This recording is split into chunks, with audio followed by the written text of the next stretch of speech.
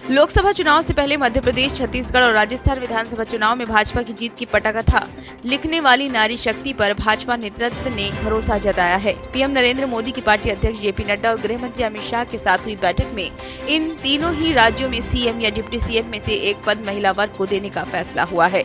चर्चा है कि तीनों ही राज्यों में जातिगत समीकरण को ध्यान में रखते हुए पार्टी मध्य प्रदेश में 2 और राजस्थान, छत्तीसगढ़ में एक डिप्टी सीएम बनाएगी। दरअसल बीते कुछ सालों में देश की आधी आबादी एक नया वोट बैंक बनकर उभरी है। तीनों ही राज्यों के चुनाव में इस बार महिलाओं के मत प्रतिशत में तेज बढ़ोतरी दर्ज की गई है। राज्य और केंद्र सरकार की कई अहम योजनाओं के कारण इन चुनावों में भाजपा को मिली बड़ी जीत को आधी आबादी से मिली प्रचंड समर्थन से भी जोड़कर देखा जा रहा है। ऐसे में पार्टी ने लोकसभा चुनाव से पहले इस वर्ग के राजनीतिक सशक्तिकरण का संदेश देने के लिए इस आशय का फैसला किया है।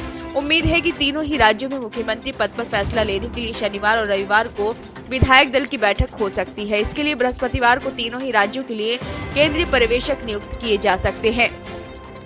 अति विशिष्ट सूत्र ने बताया कि तीनों ही राज्यों में डिप्टी सीएम नियुक्त करना तय है। आबादी की दृष्टि से बड़ा राज्य और केंद्रीय राजनीति से जुड़े कई दिग्गजों के चुनाव जीतने के कारण मध्य प्रदेश में ये संख्या 2 हो सकती है। इसके अलावा पार्टी इन तीनों ही राज्यों में विधानसभा अध्यक्ष तय करते समय भी राज्य के जातिगत समीकरण के साथ चुनाव जीते पार्टी के वरिष्ठ नेताओं के खत का भी ध्यान रखेगी। तीनों ही राज्यों में पार्टी संभवतः नए नेतृत्व पर ही दांव लगाएगी। सूत्रों के मुताबिक पुराने चेहरों पर दांव नहीं लगाने का सैद्धांतिक फैसला हो चुका है। चूंकि बीते विधानसभा चुनाव में तीनों ही राज्यों में हार के बाद हुए लोकसभा चुनाव में भाजपा ने पीएम मोदी के नाम पर करीब क्लीन स्वीप किया था। यही कारण है कि नेतृत्व में सीएम पद तय करते समय किसी की नाराजगी की जगह जातिगत समीकरण में फिट नेता को ही सीएम या डिप्टी सीएम का पद देने का फैसला किया है। सूत्रों का कहना है कि मध्य प्रदेश में सीएम पद की कमान ओबीसी को, छत्तीसगढ़ में एसटी को और राजस्थान में राजघराने के सदस्य को मिलना तय है। इस हिसाब से मध्य प्रदेश में प्रहलाद सिंह सीएम हो सकते हैं।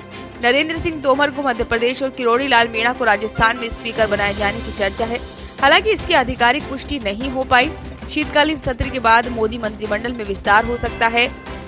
पासवान के मुखिया चिराग पासवान को बिहार में दलित समीकरण को साधने के लिए मंत्री बनाने की बात चल रही है। उनके करीबियों का कहना है कि उन्हें सत्र तक इंतजार करने के लिए कहा गया है।